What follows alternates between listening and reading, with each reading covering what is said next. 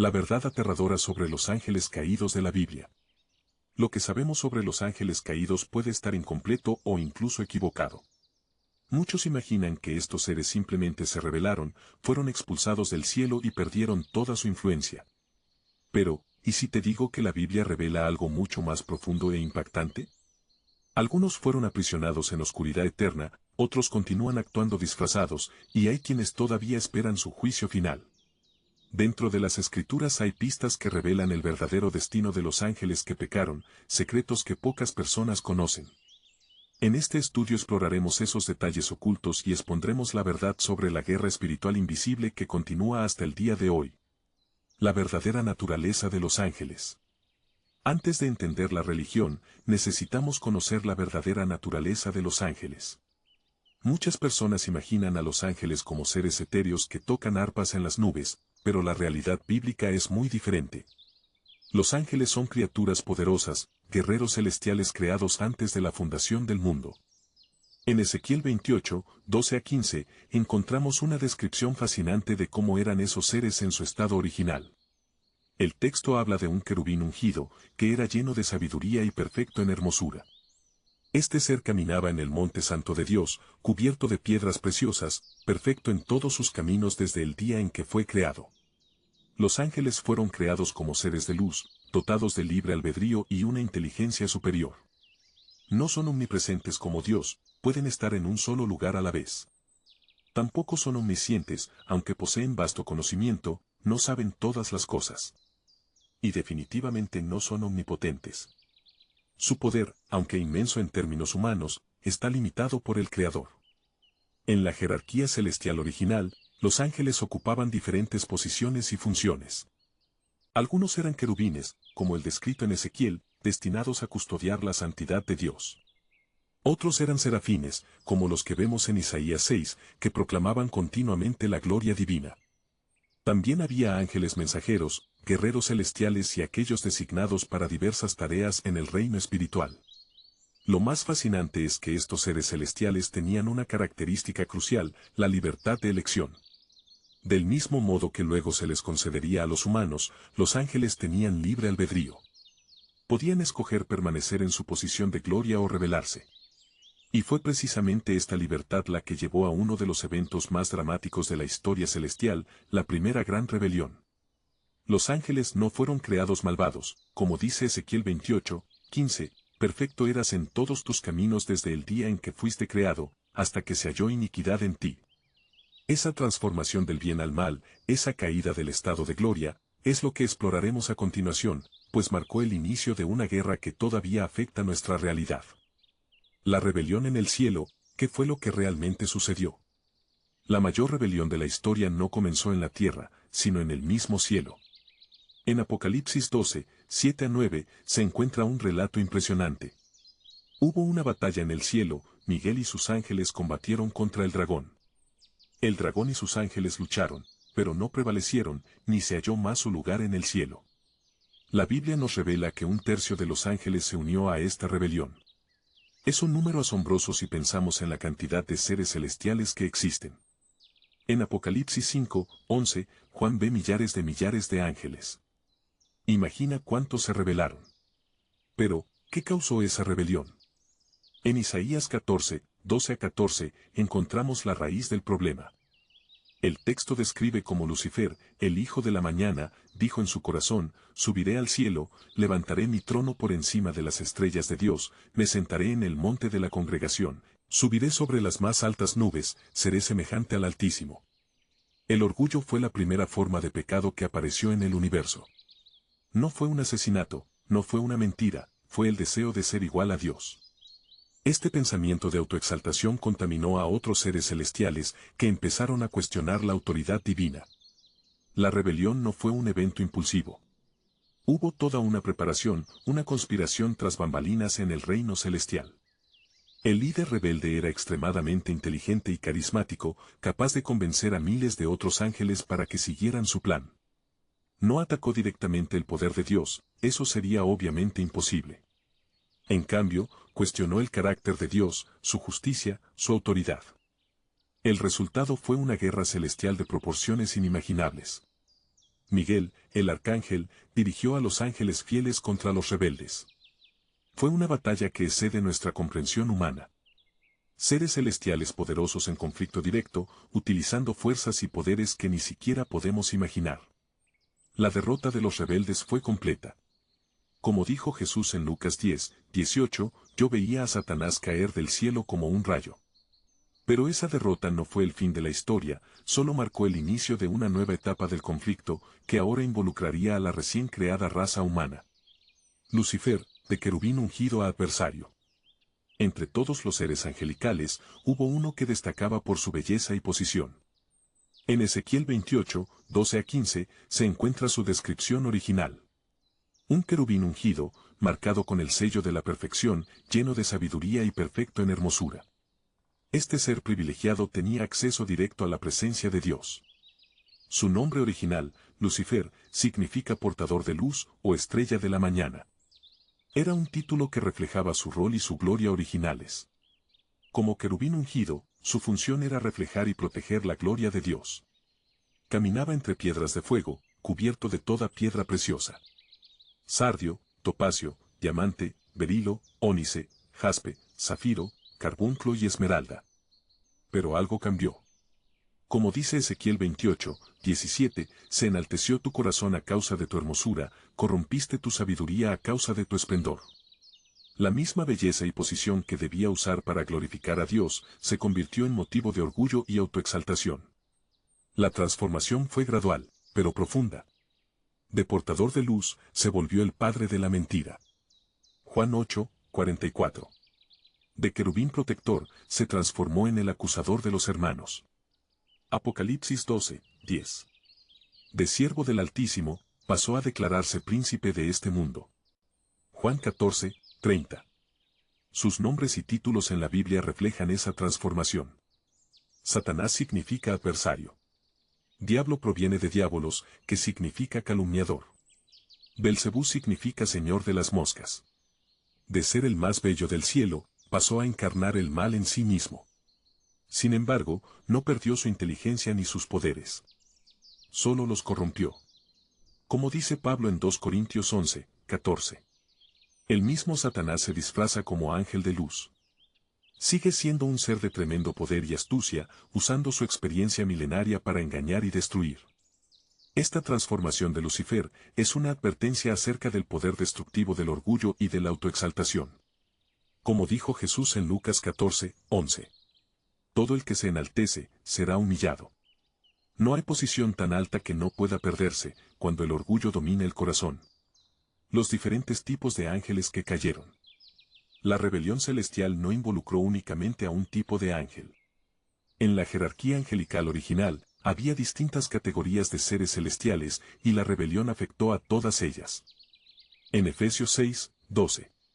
Pablo nos da una visión de esa jerarquía corrompida, porque no tenemos lucha contra sangre y carne, sino contra principados, contra potestades, contra los gobernantes de las tinieblas de este mundo, contra huestes espirituales de maldad en las regiones celestes. Algunos de los rebeldes eran querubines como su líder. Los querubines eran seres de altísima posición, designados para resguardar la santidad divina. En Génesis 3, 24. Vemos a querubines cuidando la entrada del Edén con espadas encendidas. Imagina el poder de esos seres que ahora se volvieron contra su Creador. Otros eran ángeles del conocimiento y la sabiduría. En Daniel 10. Encontramos referencias a príncipes espirituales con autoridad sobre regiones y naciones. Estos seres poseían un vasto conocimiento e influencia sobre los asuntos terrenales, y algunos optaron por usar ese conocimiento con fines malignos. También había ángeles guerreros. En Apocalipsis 12. 7, vemos que eran lo suficientemente poderosos como para librar batalla contra Miguel y sus ángeles. Eran expertos en estrategia y combate espiritual, y ahora emplean esas capacidades contra los propósitos divinos. Una categoría particularmente intrigante se menciona en Génesis 6. 2, 4. Donde se habla de los hijos de Dios que se relacionaron con las hijas de los hombres. Aunque hay diferentes interpretaciones sobre este pasaje, muchos estudiosos creen que se refiere a ángeles que abandonaron su posición original, como menciona Judas 1. 6, en 2 de Pedro 2. 4. Aprendemos que algunos de estos ángeles fueron aprisionados en cadenas de oscuridad mientras que otros siguen activos. Eso indica que distintos grupos de ángeles caídos recibieron diferentes castigos según la naturaleza de su rebelión. Esta diversidad de seres rebeldes explica las distintas formas de influencia maligna que vemos en el mundo. Algunos actúan en el ámbito del conocimiento y la filosofía, otros en la guerra y el conflicto, y otros más en la esfera de la seducción y el engaño, el juicio de los ángeles rebeldes. Uno de los aspectos más intrigantes de esta historia es que no todos los ángeles caídos recibieron la misma sentencia. La Biblia nos revela diversos tipos de juicio y castigo, algunos ya ejecutados y otros todavía futuros. En 2 de Pedro 2:4 encontramos una primera categoría. Porque si Dios no perdonó a los ángeles que pecaron, sino que arrojándolos al infierno, los entregó a prisiones de oscuridad para ser reservados al juicio. El término griego usado aquí es tártaro, una prisión especial para seres angelicales. Judas 1:6 ofrece más detalles acerca de estos prisioneros y a los ángeles que no guardaron su dignidad, sino que abandonaron su propia morada, los ha guardado bajo oscuridad, en prisiones eternas, para el juicio del gran día. Estos parecen ser los ángeles que cometieron las transgresiones más graves. En Apocalipsis 9:1-11 se hace referencia a otro grupo de seres angelicales encarcelados en el pozo del abismo. Se describen como criaturas terribles que serán liberadas durante el periodo del juicio final para atormentar a los habitantes de la tierra. Sin embargo, no todos los ángeles rebeldes están presos. En Efesios 2:2 Pablo menciona al príncipe de la potestad del aire, el espíritu que ahora opera en los hijos de desobediencia. Estos siguen activos, aunque con limitaciones impuestas por Dios. El libro de Daniel nos muestra algunos indicios de cómo estos seres aún actúan en los asuntos de las naciones. En Daniel 10:13, un ángel le explica a Daniel que fue detenido durante 21 días por el príncipe del reino de Persia, hasta que Miguel vino en su ayuda. Curiosamente, ni siquiera Satanás ha recibido todavía su castigo definitivo. En Apocalipsis 20:1-3, leemos que será atado durante 1000 años en el abismo, y luego será soltado por un breve periodo antes de su juicio final en el lago de fuego. Las prisiones espirituales mencionadas en la Biblia. La Biblia menciona diferentes tipos de prisiones espirituales donde algunos de los ángeles rebeldes están confinados. Son lugares misteriosos que desafían nuestra comprensión terrena del espacio y del tiempo. La primera de ellas es el Tártaro, mencionado en 2 Pedro 2:4. En el texto original griego se usa la palabra tártaro, que se refiere a un lugar más profundo que el propio Hades. Se describe como un lugar de cadenas de oscuridad, designado específicamente para encerrar a seres angelicales rebeldes. También existe el abismo, o abisos en griego, mencionado varias veces en el libro de Apocalipsis. En Apocalipsis 9.1.2 se describe como un pozo del abismo sellado con una llave. Al abrirse, de él sale una oscuridad tan densa que oscurece el sol y el aire. Es interesante notar que los demonios temen este lugar. En Lucas 8.31 rogaban a Jesús que no los enviara allí. El Seol o Hades es otro sitio mencionado en las Escrituras. Aunque es principalmente el lugar de los muertos, algunos textos sugieren que también sirve como prisión para ciertos seres espirituales. En Apocalipsis 1.18 Jesús declara tener las llaves de la muerte y del Hades. En 1 Pedro 3.19 se menciona a espíritus encarcelados, a los cuales Cristo predicó después de su muerte. Muchos estudiosos creen que se trataba de los ángeles que se rebelaron en los días de Noé, mencionados en Génesis 6. Un detalle sobre estas prisiones es que parecen existir en una dimensión diferente de nuestra realidad física. Son lugares de confinamiento espiritual donde el tiempo y el espacio funcionan de manera distinta a nuestro mundo material. Algunas de estas prisiones son temporales, otras son eternas. Algunas ya están ocupadas, otras esperan a sus futuros prisioneros. El libro de Apocalipsis indica que el mismo Satanás será encarcelado en el abismo durante 1000 años, antes de su castigo definitivo en el lago de fuego. Estas prisiones espirituales son testimonio de la justicia y del poder de Dios. Incluso los seres angelicales más poderosos no pueden escapar cuando Él decide confinarlos. Los ángeles del abismo, ¿quiénes son y dónde están? En Apocalipsis 9 encontramos una de las descripciones más aterradoras de la Biblia. Juan ve a una estrella que cae del cielo con la llave del pozo del abismo. Cuando se abre este pozo, de él emerge un ejército de criaturas espantosas, lideradas por un rey llamado Abadón en hebreo, o Apolión en griego, ambos significan destructor.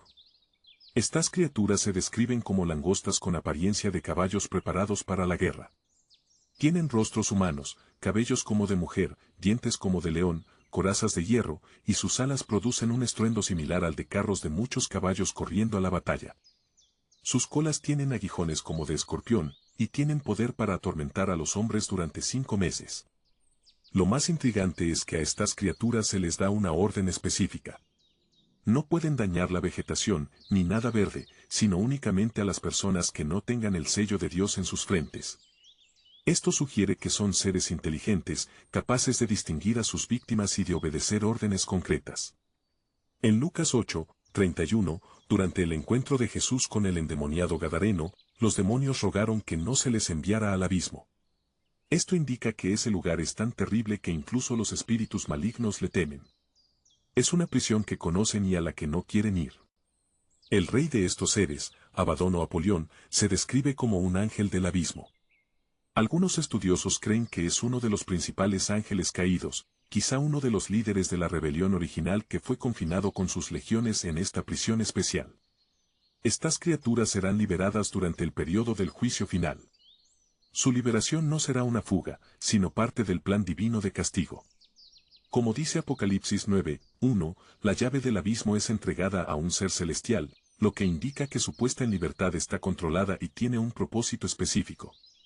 Estas criaturas representan un nivel distinto de seres angelicales caídos. No son los que vagan libremente por el mundo ahora, ni los que están permanentemente encarcelados en el Tártaro.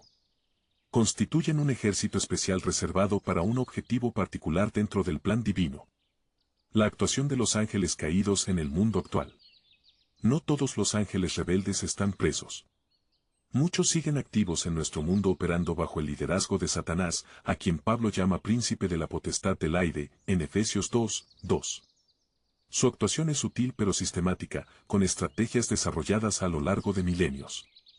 En Daniel 10, un ángel le explica a Daniel que fue retenido durante 21 días por el príncipe del reino de Persia, un ser angelical que ejercía influencia sobre esa nación.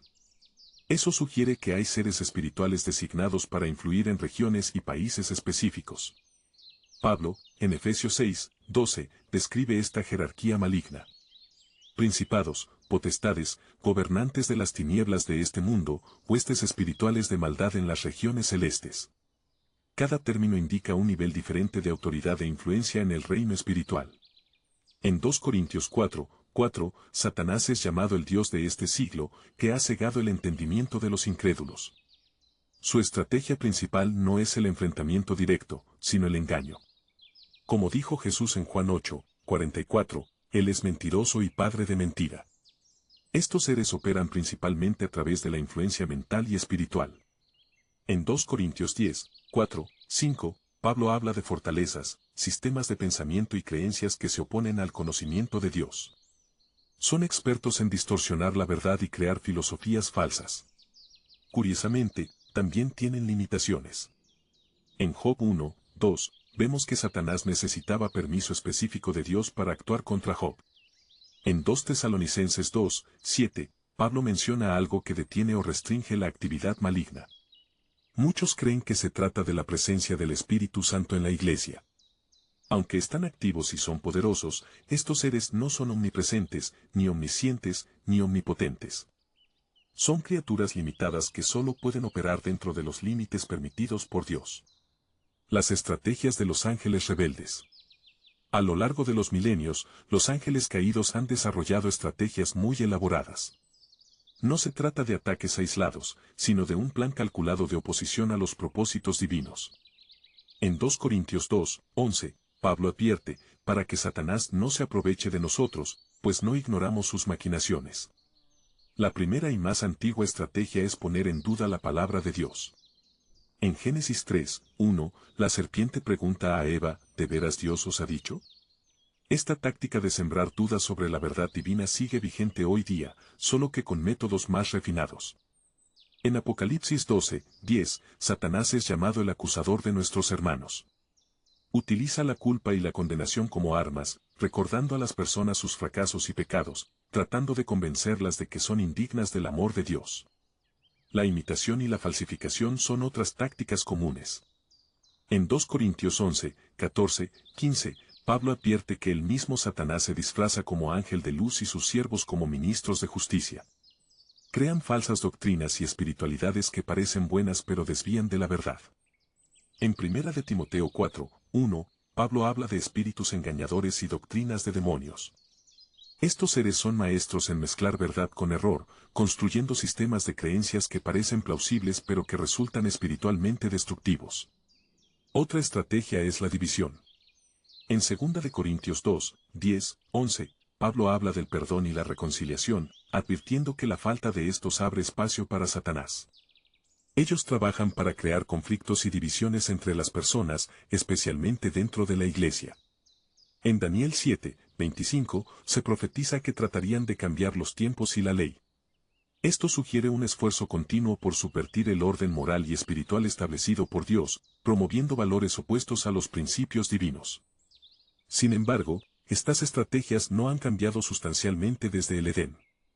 Solo se han adaptado a diferentes culturas y épocas, pero los principios básicos de engaño, acusación y subversión siguen siendo los mismos. La jerarquía de los ángeles caídos. El reino de las tinieblas no es un sistema caótico, sino una organización bien estructurada. En Efesios 6, 12, Pablo menciona varios niveles de autoridad espiritual, principados, potestades, gobernantes de las tinieblas de este siglo, huestes espirituales de maldad. En la cúspide de esta jerarquía se encuentra Satanás, a quien Jesús llamó príncipe de este mundo, en Juan 14, 30. En Mateo 12, 24, se le llama Belcebú, príncipe de los demonios, lo que indica su posición de liderazgo sobre los demás seres caídos. Justo debajo de él están los principados. El término griego es archai, que indica seres con autoridad primaria o gubernamental. Son como generales de un ejército espiritual, cada uno con su propia esfera de influencia.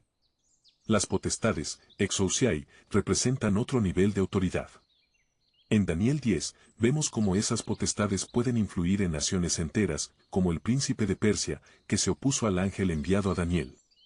Los gobernantes de las tinieblas de este mundo, Cosmocrator, tienen autoridad sobre sistemas mundanos, política, cultura, filosofía, religión. Son especialistas en corromper y distorsionar estas áreas de la vida humana. Las huestes espirituales de maldad representan la base de esta jerarquía, los demonios comunes que ejecutan las órdenes de los niveles superiores. En Lucas 8, vemos que pueden operar en legiones, manifestando una organización de tipo militar. Esta estructura jerárquica explica por qué algunas manifestaciones espirituales son más poderosas que otras. También ayuda a entender por qué ciertos territorios o ámbitos de la vida humana parecen más afectados por la influencia maligna que otros. Es una perversión de la estructura angelical original. Así como existen diversos órdenes de ángeles santos, querubines, serafines, arcángeles, también hay una estructura corrompida y correspondiente en el reino de las tinieblas. Los ángeles del libro de Enoc. Aunque el libro de Enoc no forma parte del canon bíblico, se menciona en Judas 1, 14 a 15, y aporta detalles interesantes acerca de la visión antigua de los ángeles caídos. Muchos estudiosos creen que este texto, aunque no es inspirado, conserva tradiciones antiguas sobre eventos mencionados en Génesis 6. Según este texto antiguo, un grupo de 200 ángeles, liderados por Sem-Asa y Azazel, hizo un pacto en el monte Hermón para descender a la tierra. Estos seres, llamados vigilantes, no solo se relacionaron con humanos, sino que también les enseñaron diversas artes y ciencias prohibidas. Este relato se conecta con Génesis 6, 1 a 4, donde se habla de los hijos de Dios que tomaron por esposas a las hijas de los hombres. El resultado de esta unión fueron los Nefilim, descritos como los poderosos de la antigüedad, varones de renombre. En 2 de Pedro 2, 4 a 5, encontramos una posible referencia a estos eventos, porque si Dios no perdonó a los ángeles que pecaron, sino que arrojándolos al infierno, y no perdonó al mundo antiguo, sino que guardó a Noé, cuando mandó el diluvio sobre el mundo de los impíos. Esto sugiere una conexión entre el castigo de esos ángeles y el diluvio. Judas 1, 6, parece aludir al mismo suceso cuando menciona a los ángeles que no guardaron su dignidad, sino que abandonaron su propia morada. El castigo específico de estos seres indica que su pecado fue especialmente grave. Resulta interesante notar cómo estas tradiciones antiguas ayudan a explicar por qué algunos ángeles caídos están encarcelados mientras otros permanecen en libertad. Parece haber distintos niveles de transgresión que desembocaron en diferentes tipos de castigo. Aunque debemos ser cautelosos con textos extrabíblicos, nos ayudan a comprender cómo los judíos de la antigüedad interpretaban pasajes enigmáticos de las Escrituras, sobre todo aquellos relacionados con los seres angelicales, los nefilim, resultado de la rebelión angelical. Uno de los aspectos más misteriosos y controvertidos vinculados a los ángeles caídos es el tema de los nefilim. En Génesis 6, 1-4, se mencionan estos seres extraordinarios que surgieron cuando los hijos de Dios se unieron con las hijas de los hombres. El texto bíblico es intrigante en su descripción. Había gigantes en la tierra en aquellos días y también después. Estos fueron los valientes que desde la antigüedad fueron varones de renombre.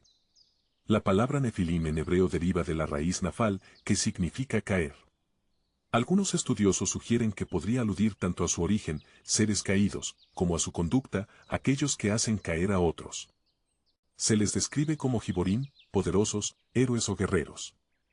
En Números 13, 33, encontramos otra mención a los nefilim cuando los espías enviados a la tierra de Canaán relatan, también vimos allí gigantes, hijos de Anac, descendientes de los gigantes, y éramos a nuestro parecer como langostas, y así les parecíamos a ellos.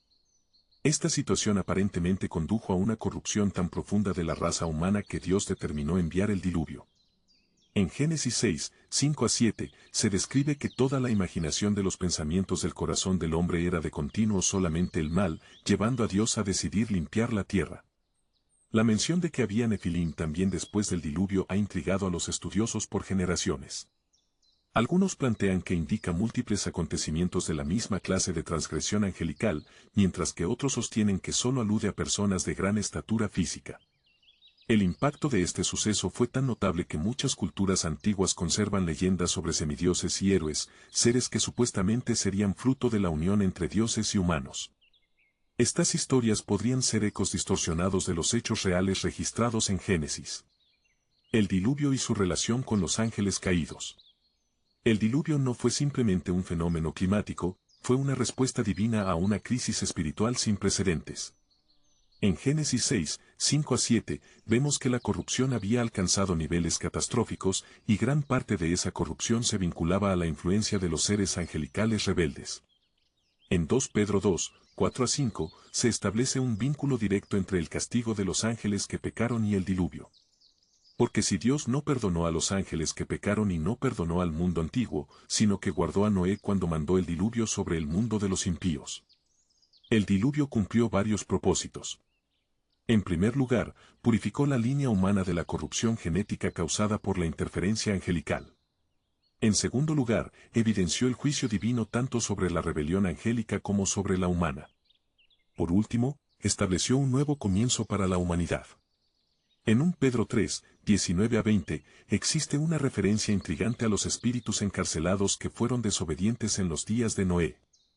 Esto sugiere que algunos de los seres angelicales involucrados en dicha corrupción fueron encarcelados de manera especial como parte del juicio divino.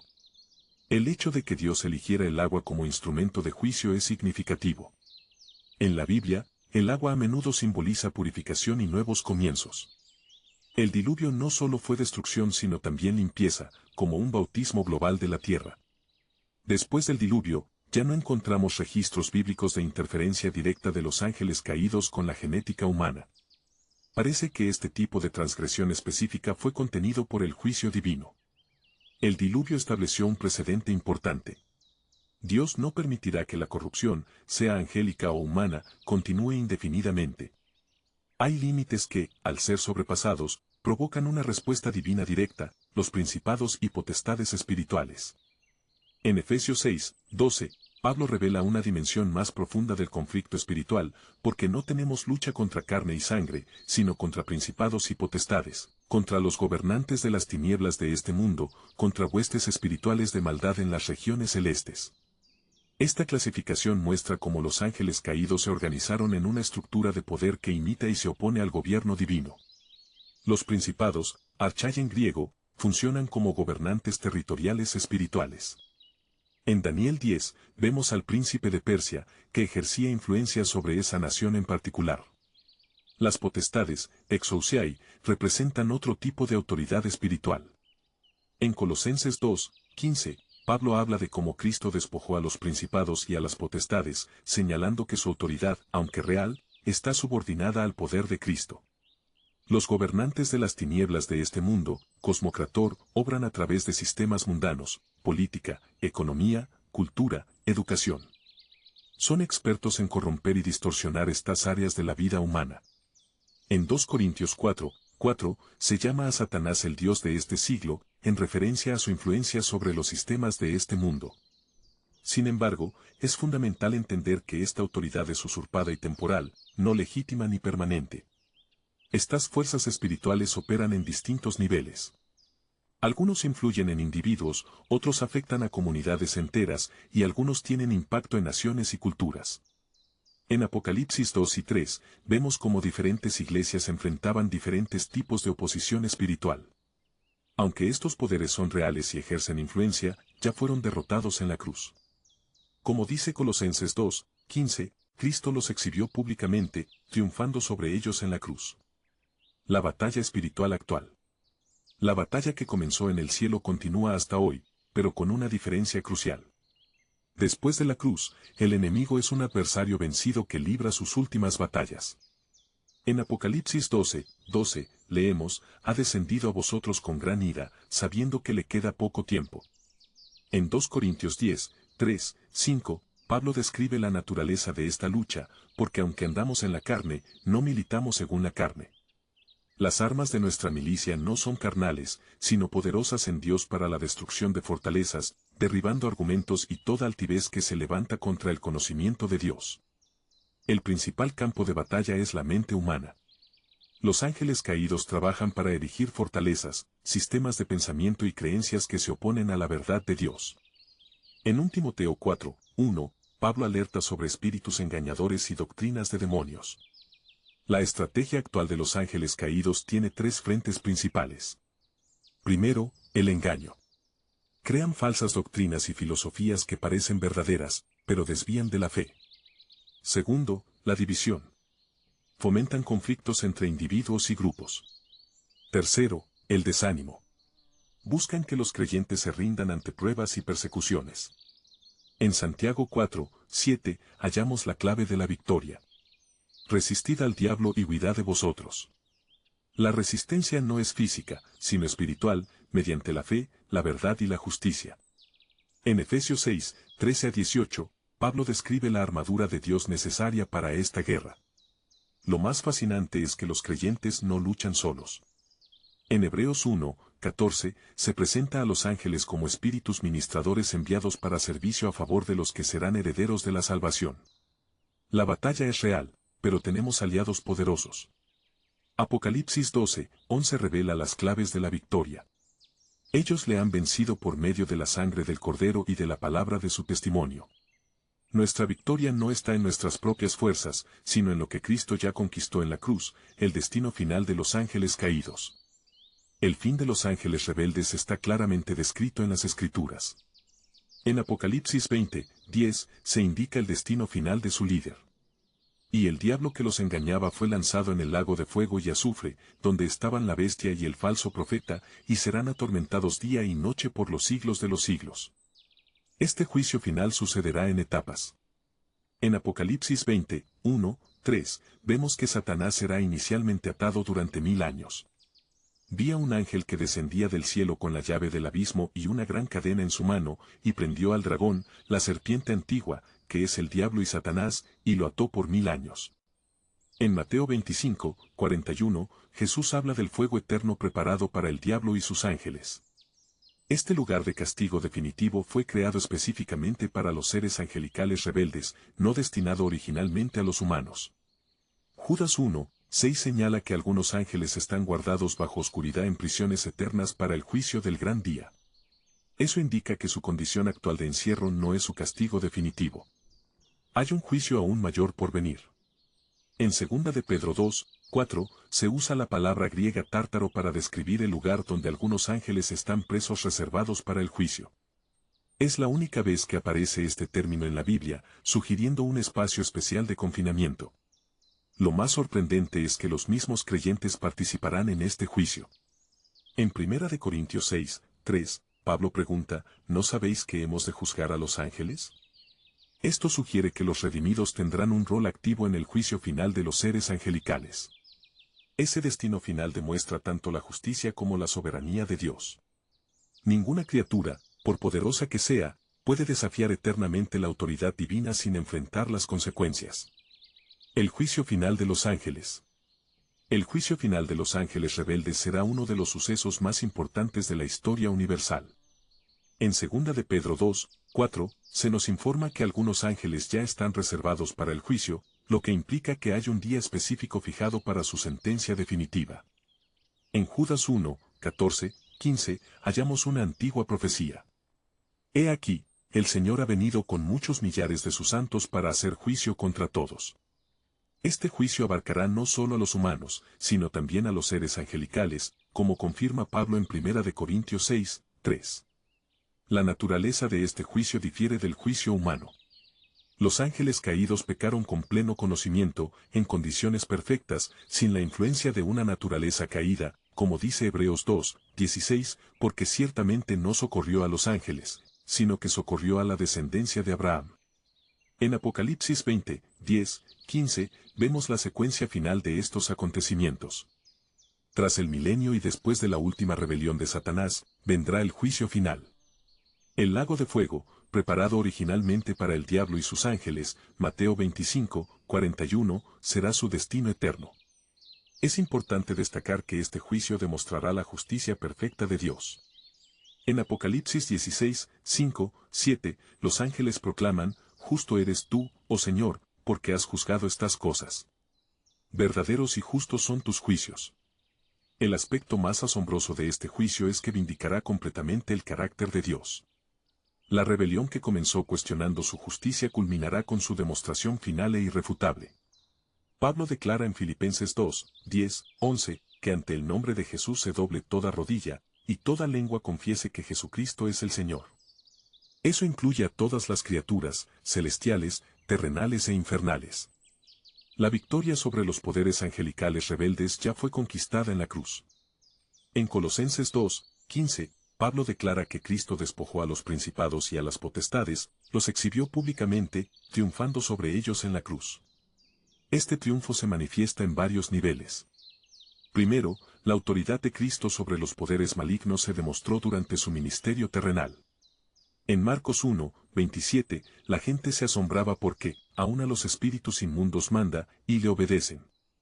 En Lucas 10, 17, 19, Jesús otorga autoridad a sus discípulos. He aquí os doy potestad de hollar serpientes y escorpiones, y sobre toda fuerza del enemigo, y nada os dañará. Esta autoridad permanece con la Iglesia hoy día. La resurrección fue el golpe definitivo para la pretensión de poder de los ángeles caídos. En Efesios 1, 20, 21, Pablo describe a Cristo como estando por encima de todo principado, y autoridad, y poder, y señorío, y de todo nombre que se nombra. En Apocalipsis 12, 11, vemos cómo esta victoria se aplica a los creyentes, y ellos le han vencido por medio de la sangre del Cordero, y de la palabra de su testimonio. Nuestra victoria no se basa en nuestra propia fuerza, sino en la obra completa de Cristo. Lo más impresionante es que esta victoria no es solo futura, es una realidad presente. En Romanos 16, 20, Pablo asegura, y el Dios de paz aplastará en breve a Satanás bajo vuestros pies. La Iglesia, al operar en la autoridad de Cristo, continúa manifestando esta victoria. En Santiago 4, 7, se nos promete, resistid al diablo, y huirá de vosotros. No es una batalla por obtener el poder, sino la aplicación de la victoria ya conquistada. A lo largo de este recorrido por la historia de los ángeles caídos, hemos descubierto una narrativa que trasciende los simples mitos o leyendas. Es una realidad espiritual que afecta de manera directa nuestra vida y nuestro mundo. La pregunta inicial, si los ángeles que pecaron están presos o aún actúan en el mundo, tiene una respuesta compleja. Algunos están efectivamente encarcelados, como vimos en 2 Pedro 2, 4 y Judas 1, 6. Otros continúan activos, operando bajo el liderazgo de Satanás, pero sujetos a las limitaciones que Dios les ha impuesto. Esta realidad tiene implicaciones prácticas muy importantes. Primero, debemos estar conscientes de la batalla espiritual, pero sin obsesionarnos. Como enseña Pablo en 2 Corintios 2, 11, no debemos ignorar sus maquinaciones. Segundo, necesitamos mantener el equilibrio, ni ignorar la realidad del conflicto espiritual, ni atribuirlo todo a causas espirituales. La sabiduría está en reconocer la lucha sin perder de vista a Cristo. Tercero, debemos recordar que la victoria ya ha sido obtenida. En Colosenses 2,